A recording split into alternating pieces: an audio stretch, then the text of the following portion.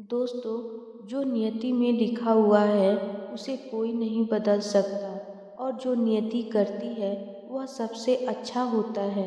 आज मैं आपको इस कहानी के माध्यम से यह बताऊंगी कि जो भी हमारे साथ होता है वह बहुत अच्छा होता है। बस हमें उसे समझने की ज़रूरत होती है, चिंता बिल्कुल नहीं करनी होती है। प्राचीन समय की बात है।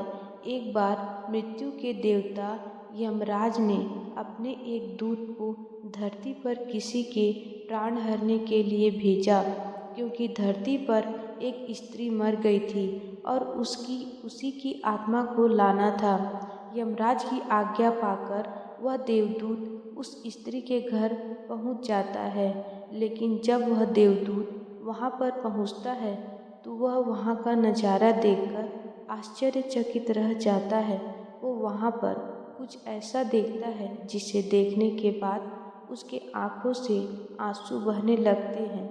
वह वहां पर देखता है कि एक स्त्री मरी हुई है और उसकी 3 जुड़वा बेटियां हैं और तीनों की तीनों बेटियां बहुत छोटी हैं।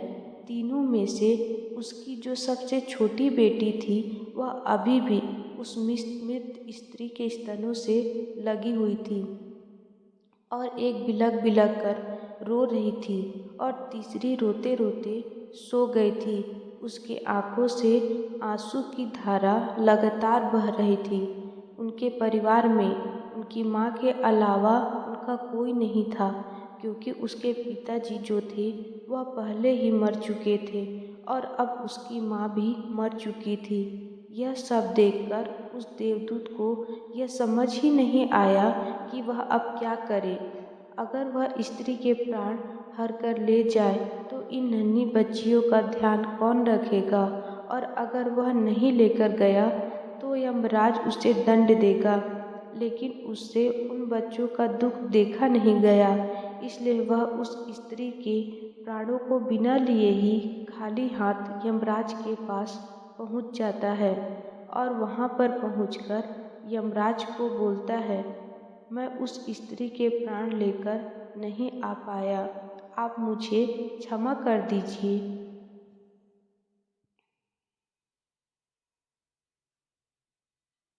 उस देवदूत की यह बात सुनकर यमराज को बहुत ज़्यादा क्रोध आया। जब यमराज को बहुत ज़्यादा क्रोध आया तो देवदूत ने उससे कहा कि महाराज, शायद आपको वहाँ की स्थिति का पता नहीं है। अगर आप मेरी जगह होते तो शायद आप भी यही करते। उस स्त्री के 3 छोटी छोटी जुड़वा बेटियां हैं और वह तीनों ही बिलख बिलख के रो रही थी और उनमें से एक बच्ची तो अभी भी उस स्त्री के स्तनों से चिपकी हुई थी। आप ही बताइए महाराज, मैं ऐसी स्थिति में उस स्त्री के प्राणों को कैसे लेकर आता। और तो और उनके परिवार में उनको संभालने के लिए उसके माँ के अलावा और कोई भी नहीं था। उन बच्चियों की ऐसी दुर्दशा को देखकर मेरा तो मन ही पिघल गया। आखिर में उसके प्राण कैसे लेकर आता। महाराज, वो बच्चियां अनाथ हो जाएगी, उनकी देखभाल कौन करेगा। महाराज, क्या ऐसा नहीं हो सकता कि हम उस स्त्री को थोड़ा वक्त और दे दें, जिससे उन बच्चों का पालन पोषण हो जाए और वो अनाथ होने से बच जाए। यह सब सुनकर यमराज को बहुत हंसी आई और वह जोर जोर से हंसने लगा और देवदूत से बोला कि तुम ज़्यादा समझदार हो गए हो। शायद लगता है तुम उस परमात्मा से भी ज़्यादा बड़े हो गए हो, जिसकी मर्जी से जीवन मिलता है और जिसकी मर्जी से मृत्यु मिलती है। अच्छा चलो, तुम मुझे यह बताओ कि तुम क्या मुझे यह आश्वासन दे सकते हो, अगर मैं उस स्त्री के प्राण को छोड़ दूं तो क्या उस स्त्री के सारे दुख समाप्त हो जाएंगे। यह सुनकर वो देवदूत बोला, हाँ महाराज, जब आप उस स्त्री के प्राणों को छोड़ देंगे तो वह जीवित हो जाएगी। उन बच्चियों का अच्छे से लालन पोषण करेगी, फिर उनकी जिंदगी में कभी भी दुख नहीं आएगी। यह सुनकर यमराज फिर से हंसने लगे और देवदूत से कहते हैं कि तुमने उस स्त्री के प्राणों को ना लाकर बहुत बड़ा पाप किया है और इसकी सज़ा तुम्हें अवश्य मिलेगी। और तुम्हारी सज़ा ये है कि तुम पृथ्वी पर फेंक दिए जाओगे और तब तक वापस नहीं आओगे जब तक तुम अपनी मूर्खता पर 3 बार नहीं हंस लोगे। यमराज की यह बात सुनकर देवदूत बड़ा आश्चर्यचकित हो गया और कहता है कि भला मैंने कौन सा बड़ा पाप कर दिया। मैंने तो सिर्फ उन बच्चियों की भलाई देखी है, इसमें कोई पाप नहीं है। फिर देवदूत यमराज की बात को स्वीकार कर लेता है और वो खुश भी हो जाता है, क्योंकि उसे अपने आप पर पूरा भरोसा था कि वह सही है और उसने कोई मूर्खता नहीं की है। फिर वह 3 बार अपनी मूर्खता पर क्यों हंसेगा, और जब उसने कोई गलती ही की नहीं है तो फिर वह अपनी मूर्खता पर हंसेगा क्यों। इसके बाद में यमराज उस देवदूत को धरती पर फेंक देते हैं। उस समय कड़ाके की ठंड पड़ रही थी, ऐसी सर्दी थी कि हाल बेहाल हो जाए। यमराज उस देवदूत को नग्न अवस्था में धरती पर फेंक देते हैं। उसके शरीर पर एक भी कपड़ा नहीं होता है। धरती पर देवदूत एक सड़क के किनारे नग्न अवस्था में पड़ा था और उसी समय एक मोची वहाँ से गुजर रहा था। वह कुछ पैसों की व्यवस्था करके ठंड के मौसम में अपने बच्चों के लिए गर्म कपड़े और कंबल खरीदने के लिए बाजार में जा रहा था। तभी रास्ते में उसने देखा कि एक नग्न व्यक्ति ठंड से ठिठुर रहा है, तो उसे उस व्यक्ति पर दया आ गई और उसने अपने बच्चों के लिए गर्म कपड़े व कंबल लेने के बजाय उस नग्न देवदूत के लिए कपड़े व कंबल खरीद लिए। कपड़े और कंबल खरीदकर वह मोची उस नग्न देवदूत के पास पहुंचा और उस मोची ने उस देवदूत से कहा कि ये कपड़े और कंबल लो, इन कपड़ों को पहन लो और कंबल को ओढ़ लो, नहीं तो तुम्हारा ठंड में हाल बेहाल हो जाएगा। उस मोची की यह बात सुनकर देवदूत उससे कहता है कि भाई, मेरा कोई घर परिवार नहीं है और ना ही मेरी रहने की कोई व्यवस्था है। इस भयानक ठंड में मैं क्या ही करूँगा। यह सुनकर उस मोची ने देवदूत से कहा कि भाई, तुम चिंता मत करो, तुम मेरे साथ मेरे घर पर रह सकते हो, लेकिन मेरी एक बात हमेशा ध्यान रखना। मैं अपने बच्चों और पत्नी के कपड़ों के लिए जो पैसे लाया था उससे मैंने तुम्हारे लिए कंबल और कपड़े खरीद लिए हैं। और अब मैं तुम्हें अपने घर पर भी लेकर जा रहा हूँ, इसलिए मेरी पत्नी यह सब देखकर बहुत ही गुस्सा करेगी और शायद भला बुरा भी कहेगी, लेकिन तुम परेशान मत होना, कुछ दिनों में सब ठीक हो जाएगा। फिर वो मोची उस देवदूत को लेकर अपने घर पर पहुंच जाता है।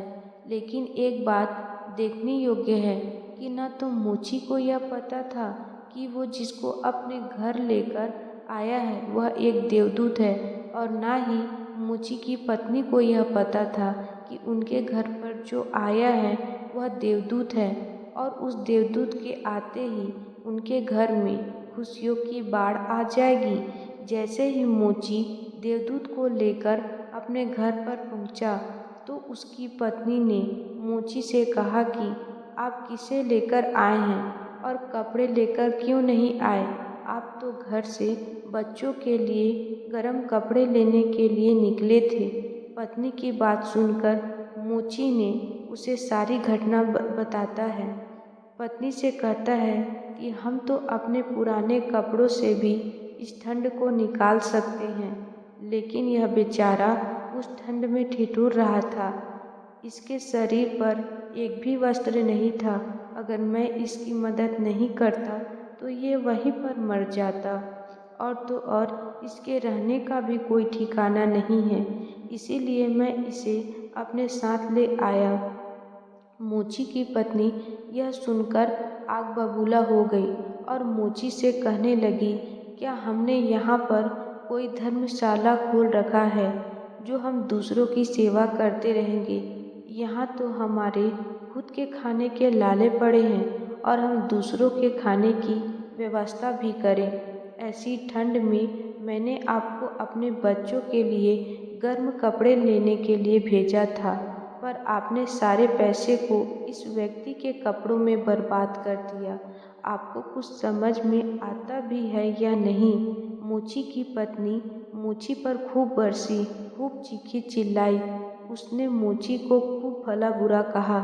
देवदूत सारी घटना बड़े ध्यान से देख रहा था और उस देवदूत को आज पहली बार अपनी मूर्खता पर हंसी आई। मोची ने देवदूत को हंसते हुए देखा तो उससे पूछा, क्या हुआ भाई, तुम क्यों हंस रहे हो? मोची की यह बात सुनकर उस देवदूत ने उससे कहा, जब मैं 3 बार हंस लूँगा तब मैं तुम्हें अपनी हंसी का कारण बताऊँगा, लेकिन अभी मैं तुम्हें कुछ भी नहीं बता सकता। देवदूत पहली बार इसलिए हंसा क्योंकि उसे लगा कि मोची की पत्नी यह देख नहीं पा रही है कि घर पर देवदूत आए हैं, जिसके आने से घर पर हजारों खुशियों के द्वार खुल जाएंगे। लेकिन उसकी पत्नी की भी कोई गलती नहीं है, क्योंकि मनुष्य कितनी दूर तक देख सकता है। वो तो बस इतना ही देख पा रही थी कि बच्चों के कपड़े और कंबल चले गए। जो खो गया उसे तो वह देख पा रही थी, लेकिन जो उसे मिला है उसे वह नहीं देख पा रही थी। तो देवदूत उसकी मूर्खता पर हंसने लगा, क्योंकि उनके घर पर खुशियाँ खुद चलकर आई है और यह अभी भी कपड़े और कंबल के लिए रोना रो रही है। वो उसका रोना रो रही है जो बीत चुका है। इस संसार में सभी मनुष्यों के साथ ऐसा ही होता है। जो चीज़ बीत गई है या जो चीज़ चली गई है उसका रोना रोते हैं, लेकिन जो चीज़ आने वाली है वो उसकी खुशी को देख नहीं पाते हैं। जो बीत गया उसे हम कभी वापस नहीं ला सकते, लेकिन हम अपने आने वाले दिनों में खुशियाँ अवश्य ला सकते हैं। बीते हुए कल की बातों को लेकर बैठे रहोगे तो कुछ भी हासिल नहीं होगा, सिर्फ दुख के सिवा। अगर आप अपने आज में काम करोगे तो आने वाले दिनों में आपके पास खुशियाँ ही खुशियाँ होगी।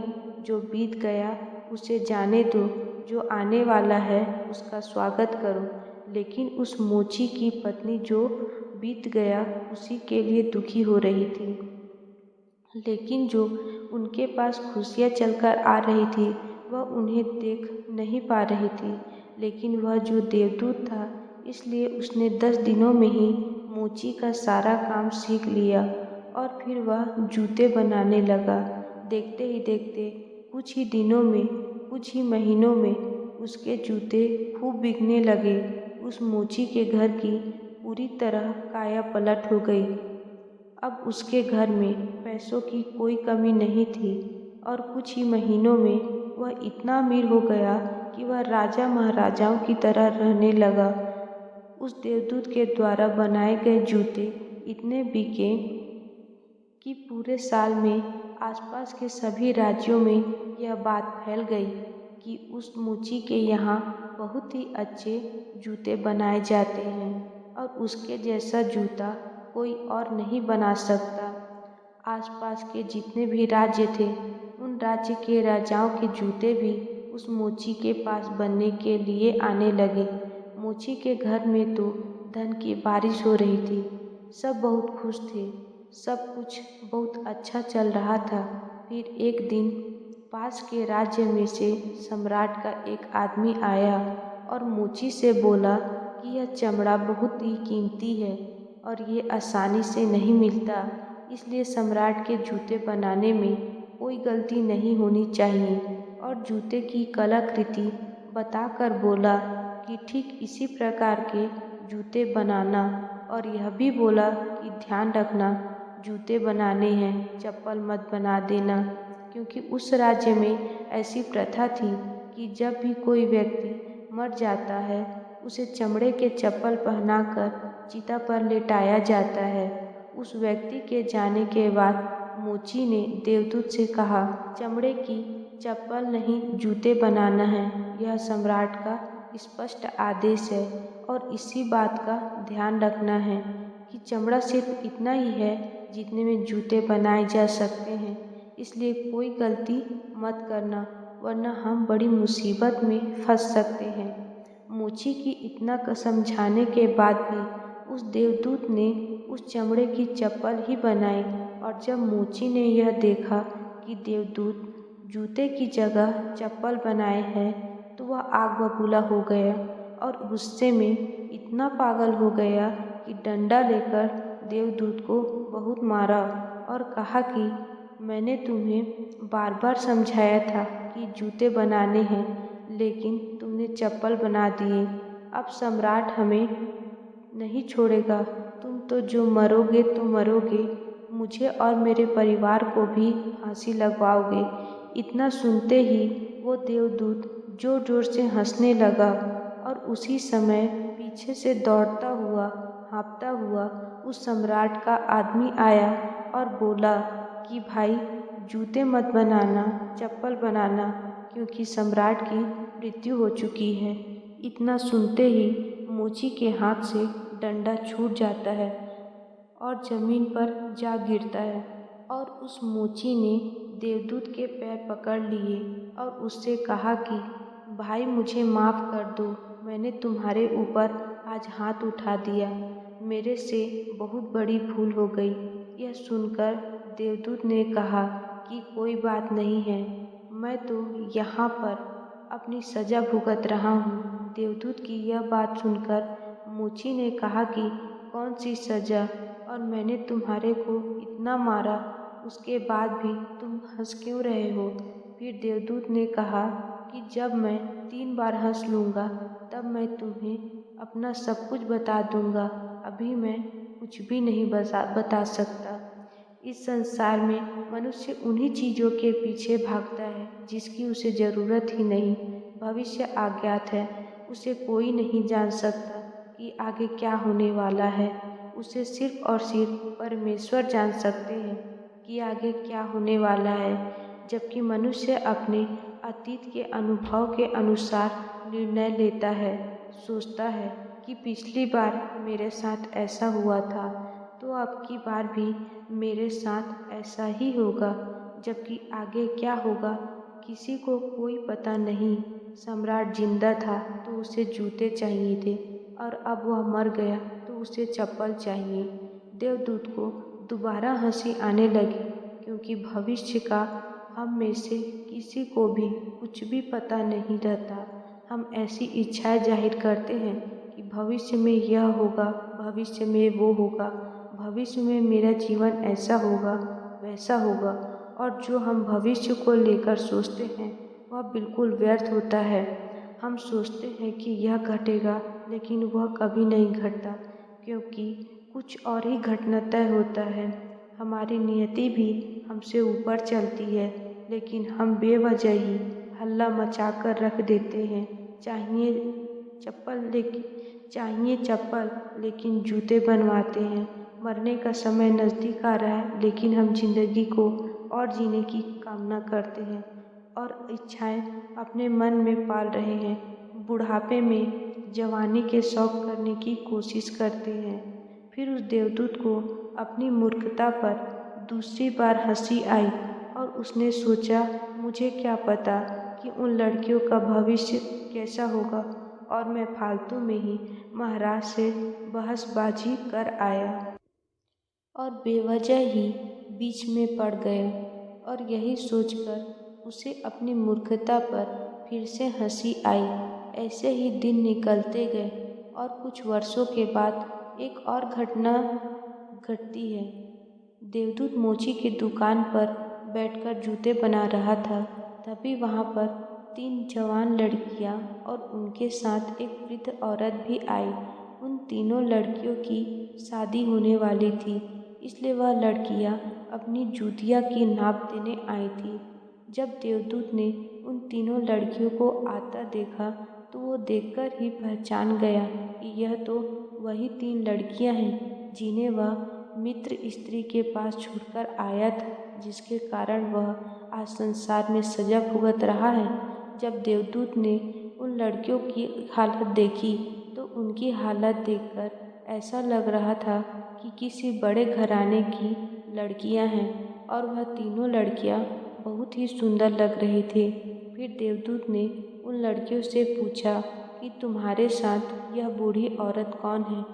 देवदूत की यह बात सुनकर उस बूढ़ी औरत ने जवाब दिया, यह मेरे पड़ोसन की लड़कियां हैं। बचपन में ही इनकी माँ मर गई थी और यह बेचारी बहुत गरीब थी। इनके पास खाने को कुछ भी नहीं था। इसके माँ के पास तो इनको दूध पिलाने के लिए भी पैसे नहीं थे। इनकी माँ तो इनको दूध पिलाते पिलाते ही मर गई और मेरी कोई संतान नहीं थी, इसलिए मैंने इन तीनों बच्चियों को अपनी औलाद समझकर पाला और पोसा और अब इन तीनों का विवाह एक सम्राट के घर में होने जा रहा है। देवदूत उस बूढ़ी अम्मा की बात सुनकर वह देवदूत सोचने लगा कि अगर इनकी माँ जिंदा होती तो यह तीनों बच्चियाँ भयानक गरीबी और भूखमरी में पली बड़ी होती और इनका विवाह कभी भी ऊंचे परिवार में नहीं होता और ना ही बूढ़ी औरत की सारी संपत्ति इनके नसीब में होती। बूढ़ी औरत की तो कोई औलाद नहीं है तो इनकी सारी संपत्ति की मालकिन भी यह तीनों लड़कियां ही होगी। फिर वह देवदूत को अपनी मूर्खता पर तीसरी बार हंसी आई। उसने उन लड़कियों के लिए अब तक की सबसे सुंदर जूतियाँ बनाई और मूची के आने पर उसे सारी बात बताई और मूची से कहा, यह तीनों कारण थे मेरे हंसने के। अब तक मुझे मेरी गलती की सज़ा मिल रही थी। अब मैं समझ गया कि नियति सबसे बड़ी है। ये जो भी करती है बहुत अच्छा करती है, लेकिन हम उतना ही देख पाते हैं जितना हम देख सकते हैं। जो हम नहीं देख सकते वो बहुत ही बड़ा और विशाल है और जो हम देखते हैं स्पष्ट रूप से नहीं होता है। हम उस बात का अंदाज़ा कभी नहीं लगा सकते कि आगे क्या होने वाला है। इसके बाद में देवदूत मोची से कहता है कि मेरी सज़ा अब पूरी हो चुकी है, इसलिए अब मैं यहाँ से अपने लोग जा रहा हूँ। दोस्तों, इस कहानी से हमें यह सीख मिलती है कि आज घटित घटना को देखकर हमें इस बात का अंदाज़ा कभी नहीं लगा सकते यह घटना हमारे लिए अच्छी है या फिर बुरी। समय के साथ हमें सभी चीज़ों का उत्तर मिल जाता है। किसी भी चीज़ को देखकर अच्छे या बुरा नहीं कह सकते। महात्मा गौतम बुद्ध कहते हैं, नहीं अतीत के लिए पश्चाताप करो, ना ही अतीत के लिए पश्चाताप करो और ना ही भविष्य की चिंता करो। बस अपने आज में जियो, क्योंकि वही एकमात्र तरीका है सभी चिंताओं से मुक्त रहने का। कल के लिए जीने वाली चिंता आपके कल को बदले या ना बदले, पर वह आपके आज की इस खुशियों को छीन लेगी। चिंता एक ऐसी बीमारी है जो आपकी हर खुशी छीन लेती है। चिंता का कोई वास्तविक अस्तित्व नहीं है। चिंता ऐसा भाव है जो आने वाले भविष्य के डर से पैदा होता है। जिन बातों पर आपका नियंत्रण नहीं है उन बातों के बारे में बार बार सोचना, यही तो चिंता होती है। और एक बार आप सोच कर देखिए, जिन बातों पर आपका नियंत्रण नहीं होता है, जिन बातों पर को आप बदल नहीं सकते, उनके बारे में आप दिन भर चिंता करके क्या बिगाड़ लेंगे। इस संसार में बहुत सारे लोग सारे दिन अपने आने वाले भविष्य के बारे में चिंता करते रहते हैं कि मेरे भविष्य में पता नहीं क्या होगा, कैसा होगा। भविष्य की चिंता करते करते वह अपने वर्तमान को भी संकट में डालते हैं, जिससे ना तो वह खुश रह पाते हैं और ना ही अपने भविष्य के लिए कुछ कर पाते हैं। हम अपने आज में वर्तमान में काम करके अपने भविष्य को सुंदर बना सकते हैं। लेकिन हम में से अधिकतर लोग अपने आज में सिर्फ भविष्य की चिंता करते रहते हैं। जीवन में जो भी समस्याएं आई है उसके बारे में एक बार सोचना और उसका समाधान निकालना ये बुद्धि का धर्म है। पर उसी समस्या के बारे में निरंतर सोचते रहना यह एक बीमारी है। जब आपका मन किसी एक विचार पर अटक जाता है फिर वही बात आपके मन में आती रहती है। अच्छे विचार आपके हर खुशी छीन लेते हैं। चिंता का सीधा अर्थ है कि जो हुआ नहीं उसके बारे में व्यर्थ का सोचना। चिंता से आप क्या बदल लोगे, लेकिन अगर आप सोचने के बजाय कुछ करोगे तो आप ज़रूर कुछ न कुछ बदल लोगे। लेकिन सभी लोग सिर्फ और सिर्फ कल के बारे में सोचते हैं, जिससे उनका कल का तो पता नहीं, लेकिन ऐसा करके वह अपने आज की खुशी छीन लेते हैं। चिंता का एक दिन आपको एक हफ्ते से भी ज़्यादा थका देता है। दुख भार की परिस्थितियों में इतना नहीं होता जितना कि आप अपने मन में बिठा कर रखते हैं। कोई भी काम इतना कठिन नहीं होता जितना कि आप नहीं कर सकते, लेकिन आप पहले से ही उसके बारे में सोच कर उसे इतना कठिन बना लेते हैं कि फिर वह आपसे होता ही नहीं। दोस्तों, कल जो होगा उस पर हमारा नियंत्रण नहीं है, इसलिए अपने आज में खुश रहो और अपने आज से कहो कि जो भी हो रहा है वह मेरा नियंत्रण नहीं है और जो भी होगा उसे मैं अच्छा बना लूँगा। मैं फालतू की चिंता करके अपनी ज़िंदगी को खराब क्यों करूँ। अपने आज में इतना मेहनत करूँगा कि मेरा आने वाला कल सुंदर होगा।